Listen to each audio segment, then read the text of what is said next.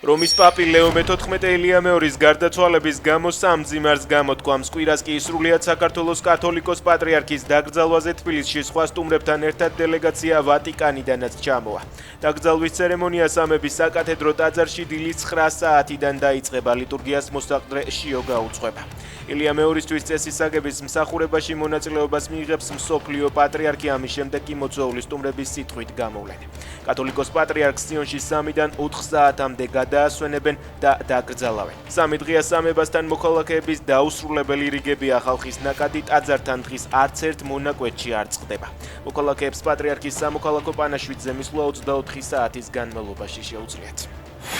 ალბათ თვით პატრიარქის სურვილი იქნებოდა, რომ საქართველოს ყველა პრეზიდენტი ყოფილიყო კვირას იქ. ეს განცხადება სალომე ზურაბიშვილმა გააკეთა. მეხუთე პრეზიდენტის თქმით, ილია მეორის სურვილი სწორედ ერთიანობა იყო. 2 დღის წინ მიხეილ სააკაშვილს პატრიარქის დაკრძალვაზე დასწრების თხოვნაზე პენიტენციურმა სამსახურმა უარი უთხრა. ლეგენდარული ამერიკელი მსახიობი ჩაკ ნორისი 86 წლის ასაკში გარდაიცვალა. გუშინ გავრცელდა ინფორმაცია, რომ საბრძოლო ხელოვნების ჩემპიონი და მსახიობი ჰავაიზე საავადმყოფოში გადაიყვანეს. რუსეთის მთავრობა დუმას წარუდგენს კანონპროექტს, რომელიც შეიარაღებული ძალების საზღვარგარეთ გამოყენების უფლებას იძლევა რუსეთის იმ მოქალაქეების დასაცავად, რომლებსაც უცხოური სასამართლოები დევნიან.